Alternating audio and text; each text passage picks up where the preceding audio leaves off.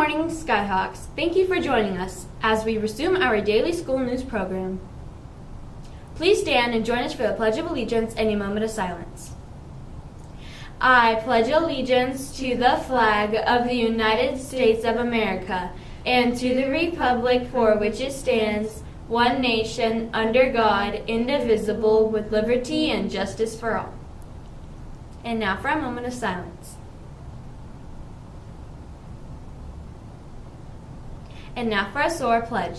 I will be a person who is safe, organized, accountable, and respectful every day. Skyhawks soar. Welcome back to today's episode. Today is Tuesday, day 4. We have a lot to catch up on this week. Please listen closely. We would hate for you to miss anything. The window to turn in applications to join the SVTV news crew for the next school year has closed. Your 2015-16 news crew will be announced shortly. Still to come this week, 4th and 8th graders will be taking the AIMS science test tomorrow. Please be respectful and walk through the campus quietly. We will now head over to Mr. Rawlings for an announcement. Good morning, Skyhawks. I want to take a moment this morning to kind of wrap up the AZ merit testing that we've had from last week and the first couple days of this week, and to just say thank you. I hope your teachers have had the chance to say thank you as well, but I saw a lot of effort from every student that took the test, and just wanted to let you know that what you took was not an easy test, that it was a very difficult format, and that you put forth amazing effort. And I just wanted to say thank you. Skyhawks really soared this last week, and I'm excited to see the great things that are to come. So I hope you have a great day, and we will talk again soon. Thank you. Teachers, grades are due today by 9 a.m. And students, that means that progress reports will be sent home shortly. Well, on Thursday to be exact. 2 weeks ago, the voting began, and we asked you to let us know just which music video from this semester was your favorite. So far, we had over 150 votes. Ballots are located in the library. The number 1 video will win a prize, so be sure to vote for your favorite team. Speaking of voting, the new candidates running for your 2015-16 Student Council will begin their campaigning next week. Starting April 27th through May 1st, you get to hear from each student on why they want to be your Student Council representative.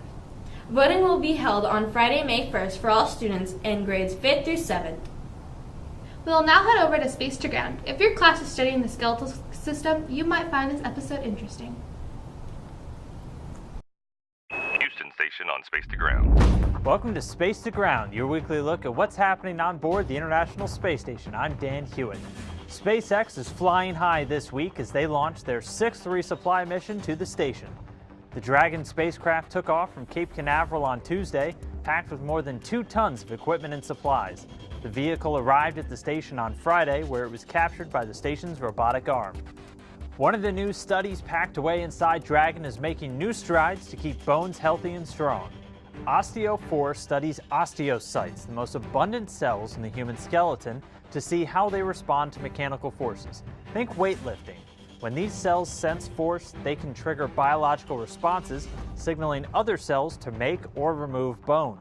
Researching this could help preserve bone health for space flyers and assist people on Earth affected by osteoporosis or even bone fractures. Dragon also made a special delivery that's going to make life a little more enjoyable for the astronauts.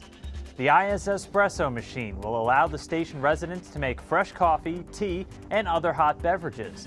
And they'll enjoy those drinks in specially designed space cups invented with the help of NASA astronaut Don Pettit. And the more water I drink, the more water that gets conducted up this open channel and parks itself near the lip. Twitter user @AbeHutton wants to know what happens to the wastewater on the station. Well, remember that coffee we were just talking about? Here on board the ISS, we turned yesterday's coffee into tomorrow's coffee. The station has one of the most complex water recycling systems ever designed, able to collect and reuse a majority of wastewater, including sweat, condensation, and urine. This incredible technology will be vital for missions to destinations like Mars and is even helping to get clean drinking water to people on Earth. Make sure to keep sending your questions and comments using the hashtag #SpaceToGround. We'll see you next week. Mackenzie here with your Daily Hawk Talk. Remember to clear off all your desks before you go home. Everything will be sanitized tonight. On the lunch menu today, Miss April's cooking up chicken nuggets, scoops of meat and cheese, and yogurt lunch boxes. Your side dishes today will be bell peppers and mixed berries. April 16th was the last day to charge your lunches. It's time to take a moment with science. Mrs. Butler's 3rd grade class is learning about sink and float. This time on A Moment of Science, we're going to need a bigger boat.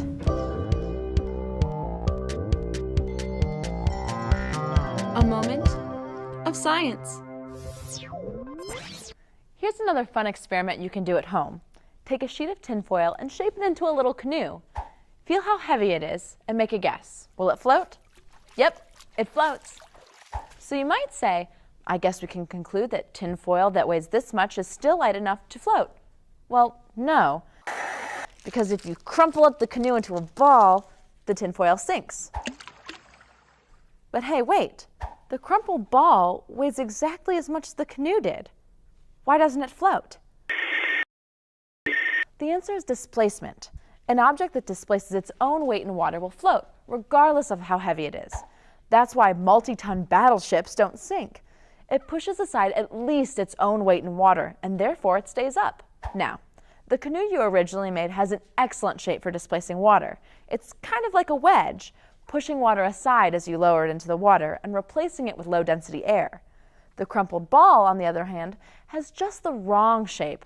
All of its mass is compressed together, so whatever water it displaces is replaced with its own high-density self.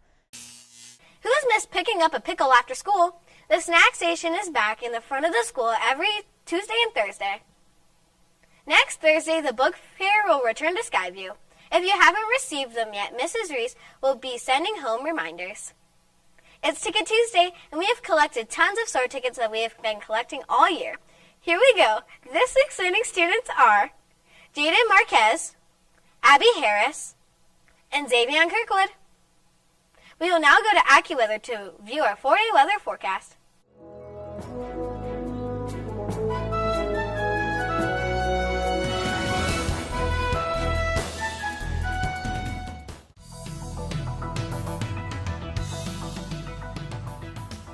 That's all for today, and as always, thank you for tuning in. We will see you tomorrow.